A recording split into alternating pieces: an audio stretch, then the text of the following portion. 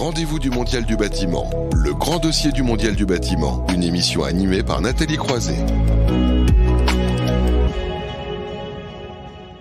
Tous les mois, donc, dans ce rendez-vous du Mondial du bâtiment, nous organisons un débat autour des thématiques majeures pour l'avenir. Et cette question, ce mois-ci, la France se donne-t-elle les moyens de développer les énergies renouvelables dans les bâtiments? Pour y répondre, Charles Pelé, bonjour. Bonjour Nathalie. Qui est en plateau avec nous, un chef de division conception des bâtiments performants au département énergie et environnement du CSTB. Quelques mots pour vous présenter. Alors n'hésitez pas à vous rapprocher du micro, il ne vous mangera pas. Allez-y. Oui, donc je travaille au sein de la direction énergie et environnement et on a une vision intégratrice des problématiques énergétiques au sein du bâtiment. Et nous allons travailler sur la RE 2020 et en particulier en ce moment sur les ENR. D'accord, et ben on va y arriver dans un instant avec aussi rappeler quelques chiffres qui sont majeurs et qui vont servir de base aussi à ce débat. Les autres intervenants sont en visio avec nous. Thierry Rézère, bonjour. Oui, bonjour. Bonjour, vous êtes gérant du bureau d'études Enertech. De la même façon, quelques mots pour vous présenter? Oui, tout à fait. Je vais surtout vous présenter la structure. Donc, nous, on est une scope de 25 personnes. On est basé dans la Drôme et on est un bureau d'études spécialisé dans le bâtiment performant et ancré dans le terrain, puisqu'on fait la maîtrise d'œuvre et le suivi de chantier intensif et des campagnes de mesure pour voir comment les bâtiments fonctionnent dans la vraie vie. Et puis, des études et formations pour propager un petit peu la bonne parole et le savoir-faire. Bon, alors on va voir si on vous retrouve parce que techniquement, il y a des petites micro-coupures. Richard Loyen aussi est avec nous. Bonjour. Bonjour. Bonjour Richard, délégué général d'Enerplan. Avec une bibliothèque derrière. Allez-y, présentez-vous, Richard. Donc, je suis Richard Loyen, délégué général d'Enerplan, qui est le syndicat professionnel de l'énergie solaire, qui existe depuis bientôt 40 ans, et très actif avec deux branches, la branche PV Énergie, qui sont les grandes centrales solaires au sol et sur des bâtiments, et puis la branche énergie solaire et bâtiments, qui concerne à la fois la chaleur et l'électricité, qu'on peut utiliser au plus près des besoins, à l'échelle du bâtiment, du quartier et de la ville. Donc, on aura beaucoup à dire sur les moyens que se donne la France, un peu schizophrénique dans sa politique solaire. Oui, exactement. Je vais vous faire réagir dans un instant. Puis on voulait parler pas seulement évidemment de solaire, même si c'est un sujet majeur, mais aussi de biomasse avec Éric Vial. Bonjour. Bonjour. Délégué général du syndicat français des chaudieristes biomasse.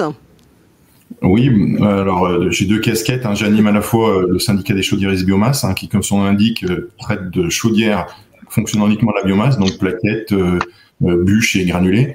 Et puis j'anime aussi Probelec, qui est l'association nationale de chauffage de granulés de bois, qui elle a plus une vocation de promotion et de bonnes paroles sur le chauffage de granulés, qui en a bien besoin et qui est une énergie qui mérite d'avoir une belle place sur le marché. On aura l'occasion d'en reparler. Et oui, et puis on va parler de complémentarité aussi un petit peu plus tard dans ce débat. Alors pour rappeler le contexte, et je vais y arriver dans un instant avec Charles Pelé, vous le savez, alors cet été, Bruxelles a présenté son Green Deal avec un objectif, un recours accru aux énergies renouvelables, 40% à l'horizon 2030 contre 32% précédemment. Et dans le même temps, du côté de la France, le Conseil d'État a tiré les oreilles du gouvernement en parlant de retard en la matière, et donc il a enjoint le gouvernement à prendre des mesures nécessaires avant le 31 mars 2022 pour atteindre l'objectif de réduction des émissions de gaz à effet de serre de 40% d'ici à 2030.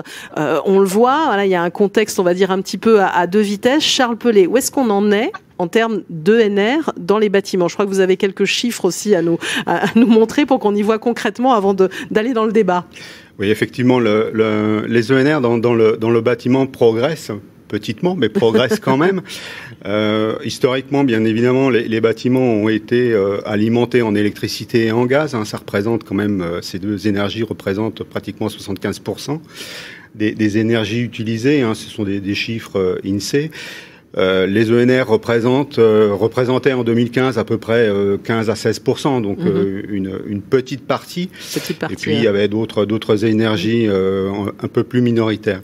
Nous avons fait une extraction aussi de nos bases de données sur les maisons individuelles, et on voit quand même une progression des ENR sur ces maisons individuelles, RT 2012 bien évidemment, et on voit qu'on est sur des ENR aux alentours de 26%, et bien évidemment 15%, 16% pour le bois. Donc on a une progression entre, on va dire, 2010 et 2020 qui a été actionnée grâce à la RT 2012. Bien évidemment, on est loin des chiffres du Green Deal, mais on voit quand même qu'on a une progression sur ce marché-là. Alors bien évidemment, cette progression est due aux aspects technologiques, aux systèmes technologiques disponibles pour tous les bâtiments, que ce soit neufs ou rénovés, pour les maisons individuelles, les logements collectifs, mais aussi pour les bureaux. Donc on a une gamme de systèmes énergétiques disponibles et qui peuvent bien évidemment recourir aux ENR. Alors on le voit, on a une progression, mais qui n'est sûrement pas assez rapide pour tous les acteurs qui sont avec nous. Alors Thierry Rézère, comment vous réagissez? On voit une progression, on va dire lente pour certains, ils vont le dire. C'est quoi votre point de vue sur cette question des ENR dans les bâtiments? Oui, tout à fait. La progression, elle est là. On voit effectivement une amélioration de la pénétration des énergies renouvelables dans le bâtiment. Moi, une occasion manquée avec la RE 2020, puisque quand on en parlait en 2015, la RE 2020 devait être l'avènement des bâtiments à énergie positive.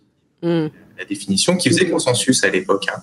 Le label E+C- est arrivé pour commencer à utiliser cette vision, avec effectivement dedans des niveaux E3 et E4 qui correspondent à une vraie bonne définition de ce que peut être l'énergie positive. Et malheureusement, cette ambition initiale n'a pas été retranscrite dans la RE 2020 finale, puisque le bilan BPOS, qui était des plus et des moins du bâtiment pour traduire le côté énergie positive, a été supprimé. Et puis diverses petites brimades, les coefficients associés à la prise en compte des énergies renouvelables dans le bâtiment, notamment la question de l'export de la production photovoltaïque excédentaire dans le bâtiment, qui était prise en compte dans le +C- dans la RE 2020. Donc on voit que la volonté politique autant au soutien des énergies renouvelables que ce qu'on aurait pu attendre avec l'avènement des bâtiments énergie positive, qui était quand même un engagement aussi non seulement vis-à-vis du peuple français, vis-à-vis de la communication dans le bâtiment, mais aussi un engagement vis-à-vis de l'Europe, puisqu'il y a une directive européenne sur les Nearly Zero Energy Buildings, donc qui tend vers ces bâtiments à énergie positive. Donc plutôt une occasion.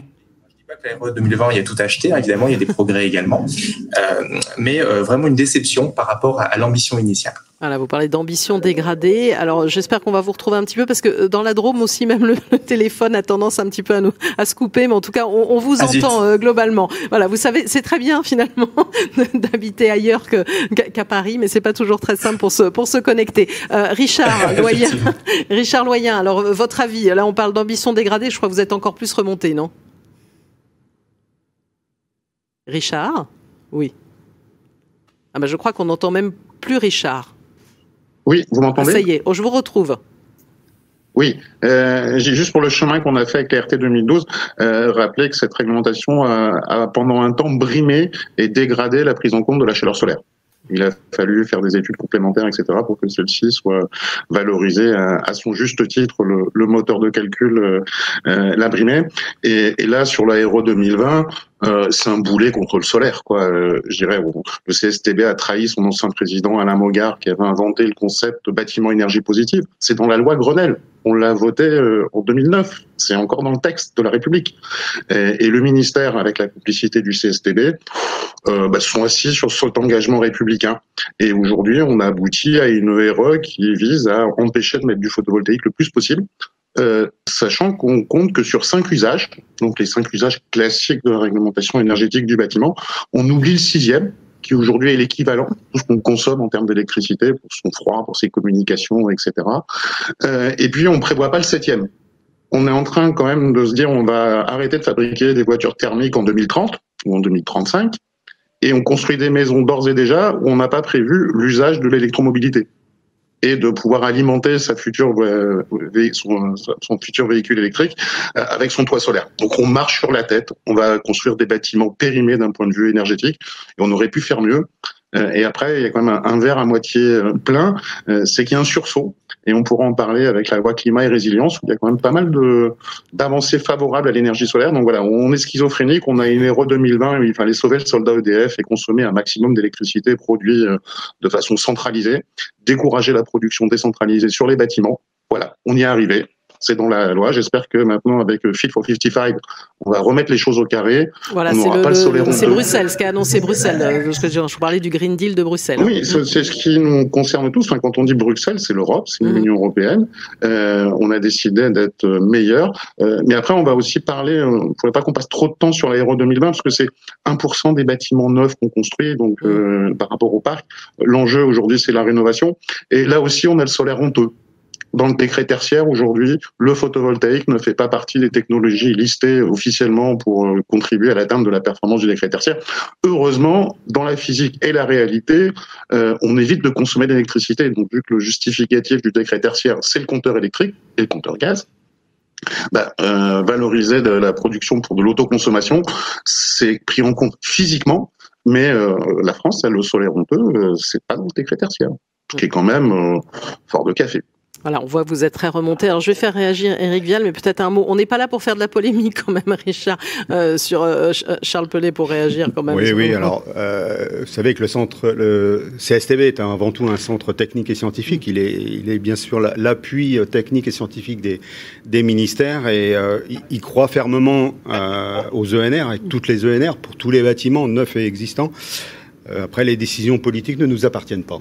Voilà, c'était un commentaire qui était important à préciser. Alors, Éric Vial, il faudra améliorer votre moteur de calcul quand même. Bon. Oui, on fait ça tous les jours. Et ça, c'est vous. Bon, alors ça, vous allez pouvoir échanger en dehors du débat. Éric Vial, quand même, ne pas vous oublier aussi avec la biomasse et un commentaire sur, on a vu cette progression, mais qui reste encore lente des énergies renouvelables dans le bâtiment. Oui, alors c'est vrai qu'il y a une progression, on va pas se mentir, on le voit régulièrement dans les ENR en général. Après, sur le bois et sur les ENR en général, je pense que on a un système d'aide qui est quand même qui est une usine à gaz et que ce soit avec les C2E, le coup de pouce, MaPrimeRénov', le PTZ, les aides locales, et j'en passe, c'est une usine à gaz et je pense que il faudrait que nos technocrates se mettent un peu à la place des gens qui sont sur le terrain. Moi, je vois un installateur, je vois pas comment il peut. Est-ce que c'est son job de gérer de l'administratif ou de la bureaucratie, on va dire, parce que c'est que ça tourne à ça. Donc nous, c'est un peu le retour qu'on aurait à faire. Hein. C'est on est dans le négatif, donc j'enfonce le clou, hein, mais arrêtons les usines à gaz qui sont doublement ou triplement un problème pour les professionnels. Évidemment, je l'évoquais pour l'administration, mais aussi pour la vision. Je veux dire, aujourd'hui, vous avez des aides qui sont mises en place, qui sont mises en place en début d'année, par exemple. Elles vont pas durer un an, où il y a des évolutions dans l'année, et c'est ingérable en termes d'administration, encore une fois, mais aussi en amont pour les fabricants d'appareils, ou essentiellement pour eux, puisqu'ils n'ont pas la vision sur les volumes, ils n'ont pas la vision sur les évolutions technologiques. Hein, je pense sur les exigences réglementaires et autres qui évoluent assez rapidement souvent. Donc arrêtons cette situation où un peu au doigt mouillé, on va faire des aides et on va les modifier très rapidement. Donc là, il y avait une solution qui est à notre avis la meilleure, hein, mais qui a fait un peu de bruit dans les rues il y a quelques mois parce qu'elle avait été mal appliquée et sans tenir compte des remarques des professionnels et notamment de l'ADEME. C'est on va dire la taxation de carbone ou une valorisation du carbone pour être plus neutre, qui serait vraiment la solution. C'est-à-dire qu'on n'aurait plus les usines à gaz qu'on a aujourd'hui et on aurait quelque chose d'efficace pour la transition et qui éviterait à tout le monde de se poser un tas de questions pour savoir comment fonctionnent les choses, quand est-ce que ça change, et ainsi de suite. Ce qui est vraiment la problématique des professionnels aujourd'hui. Ouais, sans parler de la difficulté que l'administration a à suivre pour organiser tout ça. Alors, l'ANA a fait d'énormes progrès sur un an. On était monté au créneau l'année dernière, à la même époque, il y a un an tout rond, parce que c'était une catastrophe. Et là, ça a bien progressé, mais bon, c'est créer de la bureaucratie pour rien, alors qu'il y a des solutions beaucoup plus simples. Voilà. Oui, des solutions plus simples. Alors, puisque vous parlez de carbone, alors on a bien compris que plus c'est moins, on a un petit peu oublié, mais c'est quand même bien de revenir, Charles Pellet, sur les expérimentations qui avaient été faites en la matière, quand même. Oui, alors comme l'a dit Thierry Reiser, l'expérimentation E plus c'est moins, ça devait être une expérimentation qui anticipait un petit peu la RE 20. Et donc, il y a eu des maîtres d'ouvrage et des maîtres d'œuvre qui se sont engagés dans cette expérimentation E plus C-. Et ils ont obtenu des résultats intéressants, puisqu'on était bien au-delà des niveaux RT 2012. certains bâtiments ont atteint ce niveau BIPOS qui a été cité précédemment, mais une majorité de bâtiments étaient au niveau E2, c'est-à-dire 15 à 20% de moins que la RT 2012, et donc en y mettant des ENR. Et c'était là tout l'intérêt de cette expérimentation, c'est qu'on avait sur le terrain des bâtiments employant des ENR, tout type de ENR, qui avaient des niveaux de consommation très très bas, puisqu'ils avaient aussi travaillé bien sûr sur le bâti, donc sur l'isolation, mais ils avaient mis aussi en œuvre des systèmes énergétiques de type ENR. Donc il y avait diminution bien sûr de la consommation énergétique, sans brader le confort intérieur, et puis il y avait diminution du CO2 en exploitation, puisqu'on faisait appel aux ENR. Et donc on a obtenu des résultats aux alentours du niveau E2, E3. Alors pour ceux qui connaissent pas trop bien cette expérimentation E+, C-, c'était vraiment des niveaux quand même qui étaient possibles d'atteindre, techniquement et économiquement. Bien, la RE 2020 a peut-être un petit peu été en deçà de ces prévisions. Ouais, comment on peut l'expliquer? Enfin, on se fixe des objectifs, BPOS, vous en avez parlé, on teste E+, C-, qui a l'air plutôt encourageant, mais de toute façon, tout d'un coup, on change son fusil d'épaule. Évidemment, vous êtes pas, comme vous dites, vous ne commentez pas les décisions d'État, c'est ça? C'est ça, oui, effectivement. Alors peut-être qu'il y a des contraintes économiques, je ne suis pas expert en économie, qui ont fait que les seuils réglementaires de la RE 2020 ont été un peu adoucis, si je puis dire. Mais en tout cas, tous les éléments, toutes les technologies sont disponibles sur le marché pour répondre à ces enjeux de CO2, de climat. Mais bien sûr aussi tous ces enjeux économiques pour les ménages, pour les, on va dire, propriétaires de bâtiments, puisque les ENR, bien sûr, vont diminuer d'autant les factures énergétiques en électricité, en gaz, que sais-je. Donc on avait cet intérêt, ces deux intérêts pour les ENR, réduction des émissions de CO2, donc atténuation et du changement climatique, et puis diminution des factures énergétiques. Bon.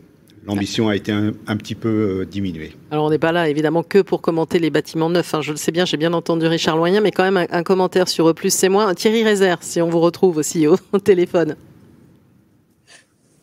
Oui, voilà, j'enlève la caméra. Voilà, c'est aussi simple, on vous entendra déjà. On a vu un peu votre visage, c'est déjà bien. Très bien, voilà. Oui, effectivement. Qu'est-ce qui s'est passé entre les deux? C'est difficile de le savoir. Entre E+, C- et la RE 2020, c'est difficile de le savoir. Mais on a quand même un petit faisceau d'éléments convergents. Et Richard Ledoyen a commencé à en parler tout à l'heure déjà. On a un petit faisceau convergent de petites frustrations sur les ENR, en particulier les ENR photovoltaïques, solaires. On se demande finalement si en France les panneaux photovoltaïques, on les préfère sur les bâtiments ou dans les champs, quoi. Si on veut développer les ENR et qu'on les veut pas sur les bâtiments, c'est forcément qu'on les met dans les champs. Donc ça pose quand même question. Et puis en parallèle, des petits cadeaux bonus comme ça à l'électricité, que ce soit le coefficient d'énergie primaire. Vous savez tous, l'énergie primaire, c'est l'énergie qu'on prend dans la nature pour fabriquer de l'électricité. La physique, c'est plus que 3. Ça fait des années qu'on se ment avec 2,58. Et là, maintenant, on va se mentir encore plus avec un facteur de 2,3. Donc, petit cadeau à l'élec. Et puis, cadeau en particulier au chauffage électrique avec un coefficient d'émission de CO2 par kilowattheure de chauffage électrique abaissé de 210 grammes dans le plus C- à 79 grammes. Et puis, j'en passe dans les autres domaines sur le déploiement des bornes de recharge électrique, alors qu'il y a d'autres moyens de faire de la mobilité écologique, notamment à travers le biogaz ou d'autres solutions qui sont d'ailleurs plus pérennes en termes de filière et moins exigeantes en termes de matériaux. On pourrait parler des batteries et de la ressource de lithium mondiale et les limites que ça pose. Donc clairement, il y a une orientation pro-électricité qui a été prise par le gouvernement. On peut se demander s'il ne s'agit pas d'une stratégie de décarboner par l'électrification des usages plutôt que de continuer dans la voie de la performance énergétique. Et là, je parle en particulier de la rénovation des bâtiments, où là, on a des grosses inquiétudes autour de la réforme du DPE et de la redéfinition du label BBC Rénovation, avec une dégradation forte potentielle. Rien n'est décidé à ce stade, mais on a quand même des bruits de couloir qui sont extrêmement inquiétants. À une dégradation du label BBC, donc un abandon de la performance énergétique au profit d'une décarbonation. Donc évidemment, on ne peut pas s'empêcher de penser à qui profite le crime, entre guillemets. Ce serait une stratégie effectivement de relance du de l'électricité, certes décarbonée, mais qui pose d'autres questions, et notamment autour de la filière nucléaire, avec la perspective de 6 nouveaux EPR. Et j'avoue qu'en tant que citoyen, quand je vois le coût multiplié par 3 de l'EPR de Flamanville et les délais de construction de ce même EPR, ça fait pas forcément envie. Donc, on peut en discuter, c'est pas forcément l'objet aujourd'hui, mais en tout cas, ça mériterait un débat démocratique sur cette question, que si on choisit la décarbonation, c'est un choix politique qui mérite qu'on en informe les citoyens et qu'on en débatte et qu'on fasse le choix. Est-ce qu'on remet des milliards d'euros dans un parc nucléaire, dans son maintien et dans son renouvellement, ou est-ce qu'on met ces mêmes milliards d'euros dans le déploiement des énergies renouvelables, qui posent beaucoup moins de problèmes aux générations futures en termes de gestion de déchets, etc., etc. J'en passe et je laisse peut-être la parole aux autres personnes. Oui, alors maintenant, je voulais vous faire rebondir sur un sujet quand même, puisque vous avez aussi une casquette négawatt. Alors, juste pour parler du sujet, puisqu'on a bien compris qu'en filigrane, il y avait aussi le sujet du nucléaire. Voilà, on ne va pas rentrer dans un débat politique. On le voit bien, il y a eu l'annonce de l'abandon du projet Hercule. On voit aussi que l'État souhaite pousser le nucléaire auprès de Bruxelles en tant qu'énergie décarbonée. On a bien compris les enjeux qu'il y a derrière. Les renouvelables, quand même, dans le scénario négawatt aussi, c'est important d'en parler parce qu'on voit bien qu'il y a une complémentarité entre toutes ces énergies et c'est pour ça que Éric Vial et Richard Loyen vont pouvoir réagir aussi à cette question-là. Donc peut-être un mot de ces enjeux-là. Oui, absolument. Et c'est vraiment très fondamental parce qu'en ce moment, on a des critiques un peu tous azimuts sur les énergies renouvelables qui sont souvent issues de petits coins de calcul de coins de table pas très justifiés. Et c'est essentiel d'insister sur la complémentarité des énergies renouvelables. C'est-à-dire un scénario 100% PV, ça n'a pas de sens. Un scénario 100% éolien, ça n'a pas de sens. Un scénario 100% biomasse, ça n'a pas de sens. Par contre, la complémentarité des principales énergies renouvelables est extrêmement forte. Et j'oublie évidemment l'hydraulique. La complémentarité des énergies renouvelables est très importante pour assurer l'équilibre offre-demande au mieux. Et en particulier, ce qui est intéressant dans le scénario négawatt, c'est qu'on voit là sur la courbe donc le déploiement massif, important, des différentes énergies renouvelables, toutefois en restant dans des proportions qui restent comparables, notamment pour l'éolien, à la densité d'éoliennes qu'il y a en Allemagne, par exemple. Donc c'est pas non plus du grand n'importe quoi. Et ce qui est intéressant, c'est qu'on a pu modéliser dans le scénario négawatt l'équilibre offre-demande au pas de temps horaire d'aujourd'hui à 2050 et montrer que par des passerelles entre les différentes énergies, on arrive à équilibrer le réseau. Et notamment, une passerelle importante, c'est la passerelle entre le réseau gazier, qui devient un gaz 100% renouvelable en 2050, que du biogaz, le réseau gazier et le réseau électrique. Donc, il y a un sens qu'on connaît bien, on brûle du gaz pour faire de l'électricité, ça c'est connu. Par contre, un sens qui est moins connu, c'est la méthanisation, ou la méthanation plutôt, la réaction de Sabatier qui permet de faire du gaz renouvelable à partir d'électricité renouvelable, en passant par l'hydrogène et en le recombinant avec du CO2 pour faire du CH4, donc du méthane. Voilà. L'avantage du méthane par rapport à l'hydrogène, évidemment, c'est que c'est beaucoup moins dangereux comme gaz et qu'on a déjà surtout un réseau gazier très important partout en France et des capacités de stockage très importantes. Donc un vrai rôle de stockage intersaisonnier ou interjournalier, intermensuel, à travers le réseau gazier pour équilibrer le réseau électrique. Et quand on sait le canaliser, quand même, le méthane, quand on sait le canaliser, parce qu'il ne faut pas de fuite de méthane, quand même, ça c'est un petit peu dangereux, si je puis me permettre. Tout à fait. Alors bien sûr, non, je parle de dangerosité, mais voilà, l'hydrogène dont on parle tant a la mauvaise idée d'être un des plus petits atomes de gaz qui existent, donc à stocker à la moindre fissure, ça fuit, et un des seuls gaz qui a la mauvaise idée de chauffer quand il fuit. La plupart des gaz, quand ils se détendent, ils se refroidissent, mais l'hydrogène, quand il se détend, il chauffe. Donc ça veut dire que voilà, c'est quand même un gaz un peu particulier, et donc là aussi l'association Négawatt, on se place plutôt d'un point de vue de simplicité technique et surtout de s'appuyer sur des technologies existantes. Et là-dessus, un moteur, par exemple, pour une voiture, un moteur à gaz, à méthane, c'est un moteur à essence dont on remplace l'injecteur par autre chose et le réservoir par autre chose. Mais en termes technologiques, c'est extrêmement simple, beaucoup plus simple qu'une pile à combustible ou qu'un moteur électrique avec ses batteries au lithium. Alors, j'ai passé la parole dans un instant à Richard Loyen qui doit ronger son frein, je le sais, mais Éric Vial, d'abord un commentaire aussi sur cette idée de complémentarité aussi des ENR et peut-être aussi des perspectives quand même d'avenir. On a vu, voilà, la RE 2020, on a bien compris que c'était pas vraiment l'idéal pour les uns et les autres, mais on peut peut-être se dire qu'il y a des perspectives. On se dit que la France ne se donne pas nécessairement tous les moyens, mais voilà, comment on peut se dire quand même qu'il y a des signes engageants? Sur la complémentarité des énergies, renouvelables ou pas renouvelables, les cibles sont pas du tout engageants. Je rejoins ce qui vient d'être dit et on le voit. Moi, j'intégrerais même le nucléaire à la limite. On sait qu'on pourra pas s'en passer dans un avenir proche. C'est qu'il ait sa place soit comme d'autres énergies, mais qu'on arrête de faire. Pendant des années, on a fait tout gaz, tout élec. Et le fuel était le troisième larron. Et puis là maintenant, on est tout élec, quoi. Donc on sort le fuel, ok, on oublie qu'il y a du fuel, il y a du combustible liquide renouvelable, on interdit le gaz et on oublie qu'il y a du gaz renouvelable, même si en son temps, nous on était montés au créneau parce que quand GRDF fanfaronnait avec 100% de gaz vert en 2050, tout le monde savait que c'était pas possible, mais bon, c'était la grosse action de Ford il y a 2 ans, 3 ans. Bon, sans arriver à ce niveau-là, il y a le gaz vert à sa place, il a une utilité, il peut aller à des endroits où d'autres ne pourront pas aller. Et là, maintenant, on est sur de l'électricité et pompe à chaleur à fond. Alors, la pompe à chaleur, elle a ses qualités, mais c'est pas moi qui le dis, l'AFPAC le dit elle-même, ça peut pas s'installer de partout. Donc, on a l'impression que même encore actuellement, dans les gens du ministère de l'écologie, il y a encore des gens qui croient qu'on peut mettre des pompes à chaleur de partout. Donc vous dites on parle beaucoup de bois, mais on parle pas de bois énergie finalement, c'est ça le problème?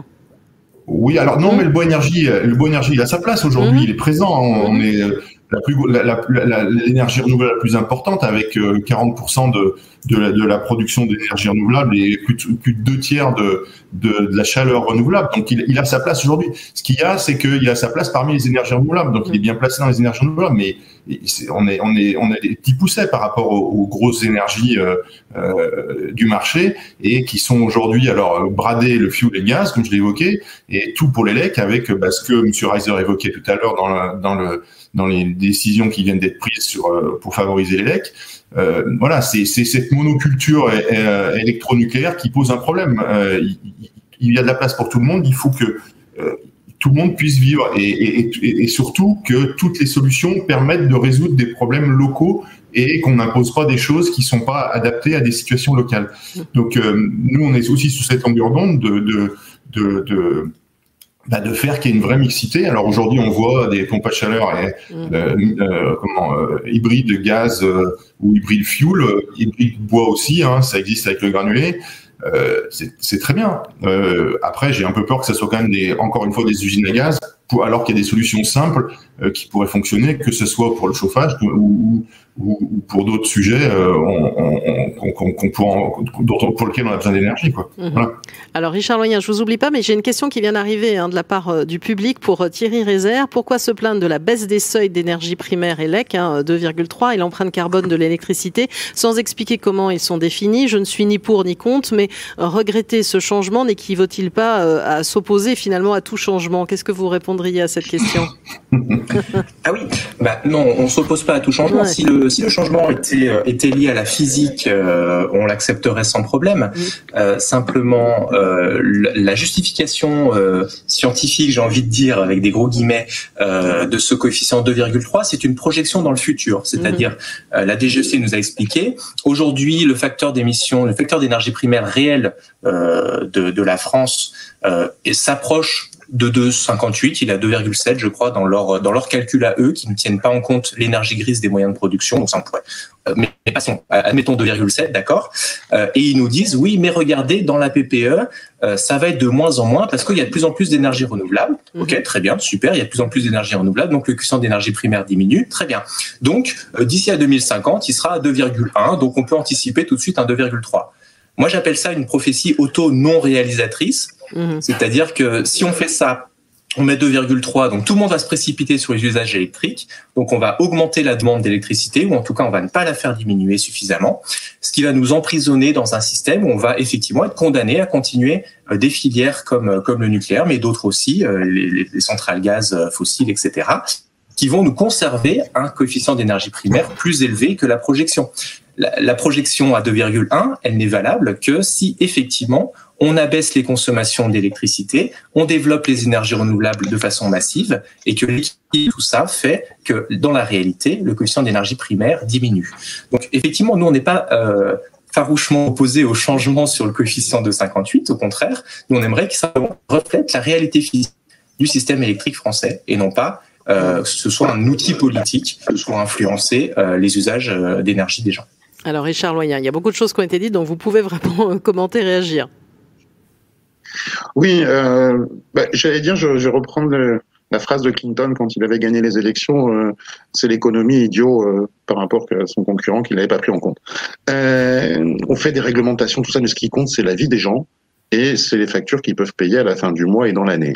Je ne sais pas si vous avez regardé les titres hier, l'inflation du prix de l'électricité qu'on a pris, qu'on reprendra l'année prochaine et qu'on reprendra l'année d'après et l'année d'après, etc.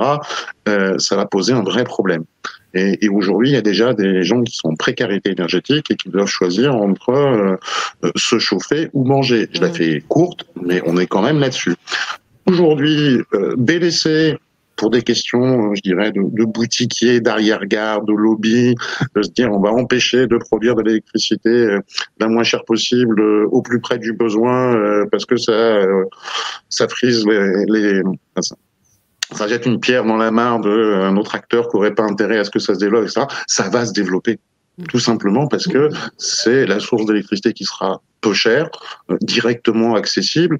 Et aujourd'hui, pour faire tourner les voitures, pour répondre à son besoin de consommation électrique intérieure, au-delà des 5 usages, et puis pour alimenter la pompe à chaleur, etc., ce qui comptera, ça sera une électricité peu chère, si possible abondante.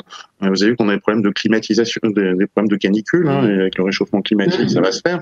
L'été, le froid, il pourra être, entre guillemets, gratuit avec le solaire. Par contre, si on met pas de solaire, ça va poser souci.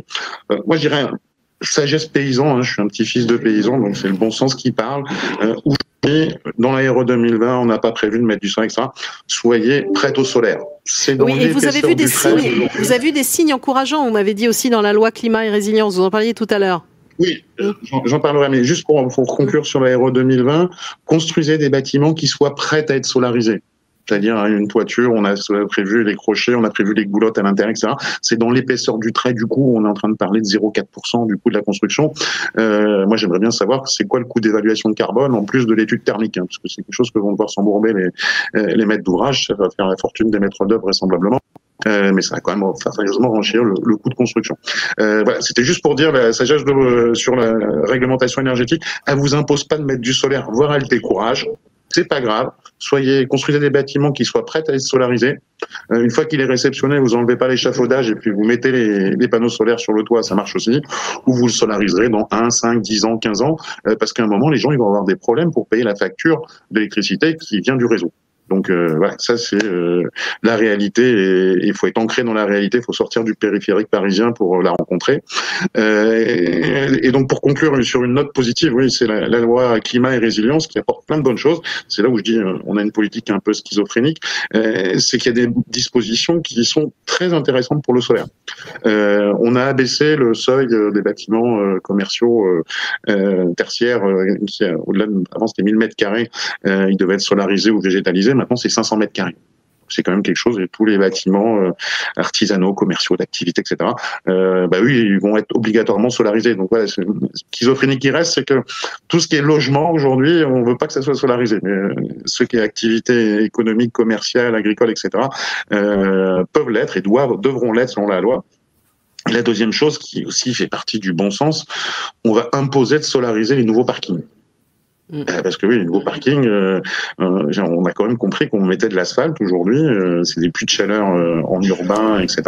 Et on les laisse fondre au soleil sans mettre d'ombrière dessus. C'est fini à partir de 2024, quand on trouvera un parking de plus de 500 mètres carrés, il faudra qu'il soit solarisé.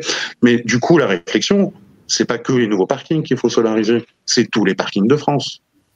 On a des surfaces énormes, immenses, au plus près des besoins.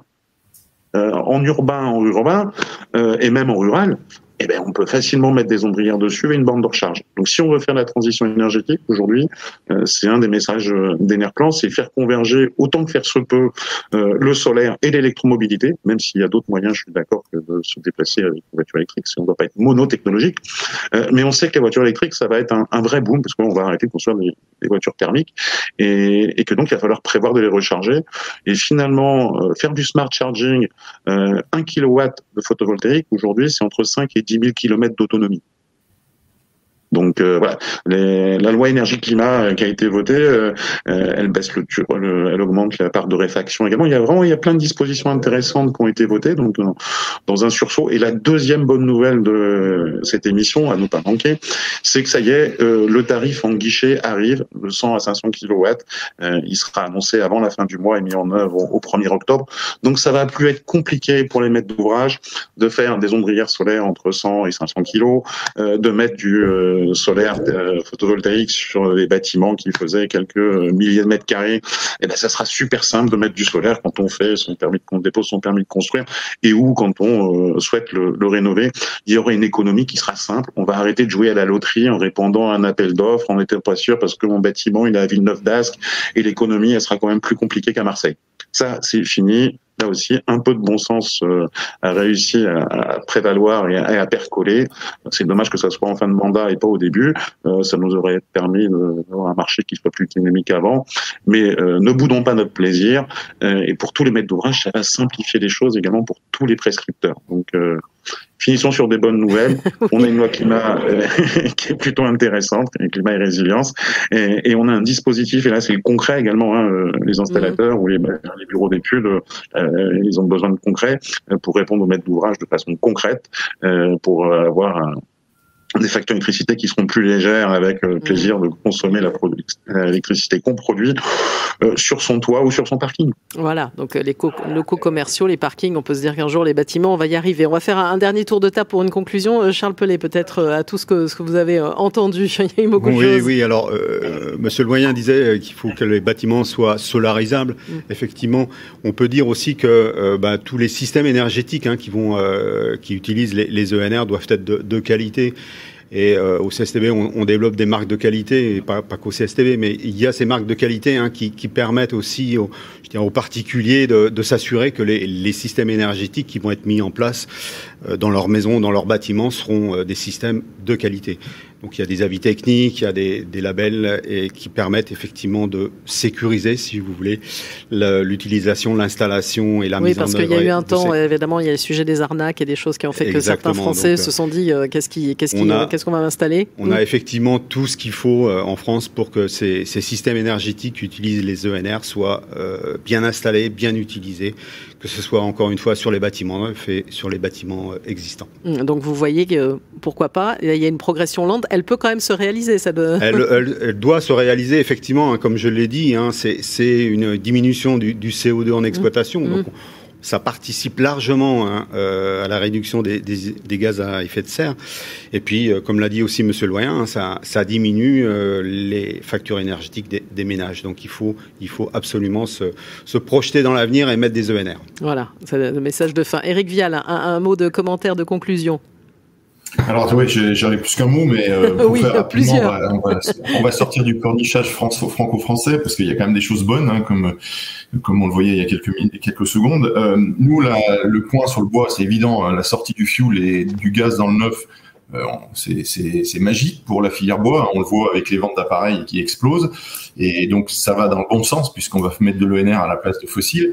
Donc ça, bravo, on applaudit des deux mains.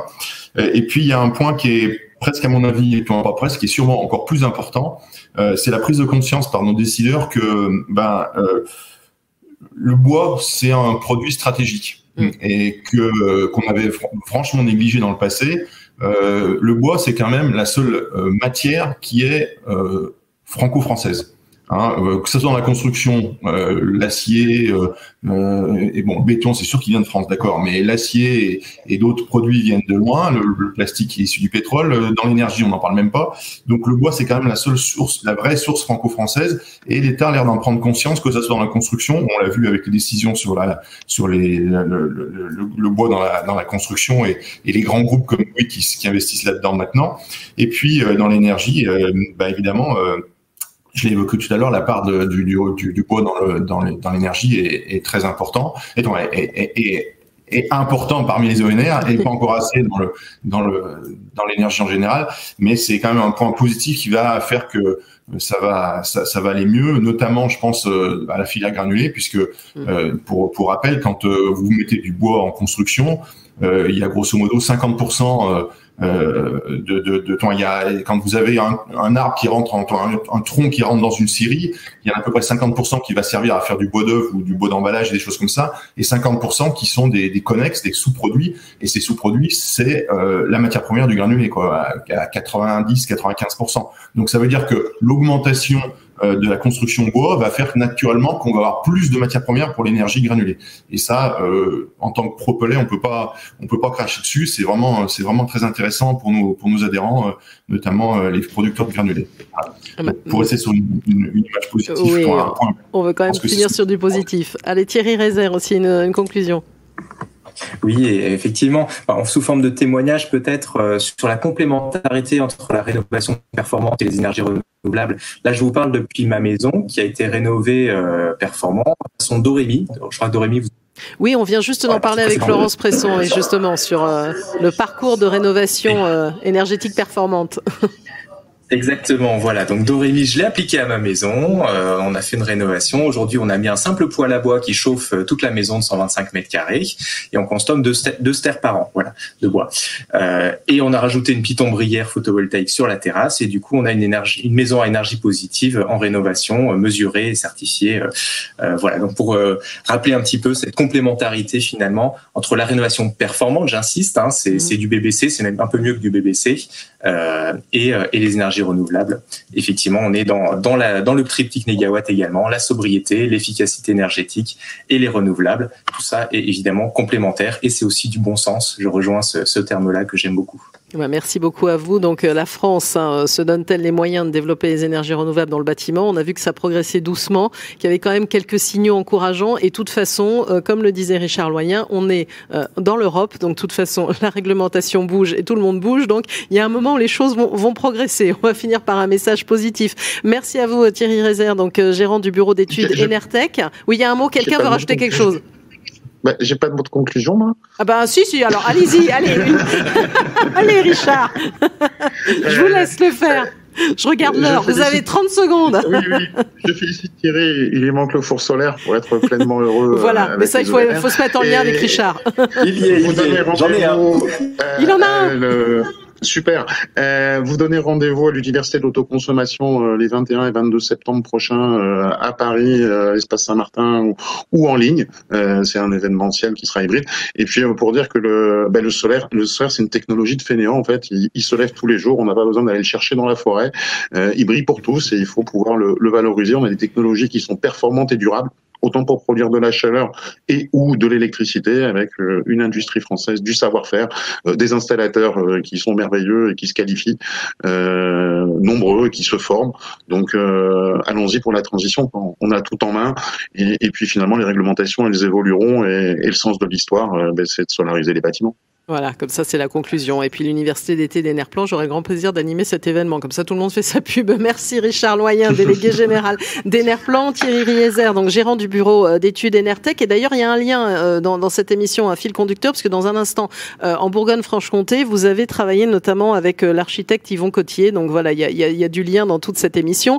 Éric Vial, délégué général du syndicat français des chaudiéristes biomasse, et Charles Pelé, chef de division conception des bâtiments performants au CSTB. On va marquer une courte pause et donc on va revenir sur les enjeux de rénovation énergétique dans les territoires avec un zoom sur la Bourgogne-Franche-Comté et les bâtiments patrimoniaux.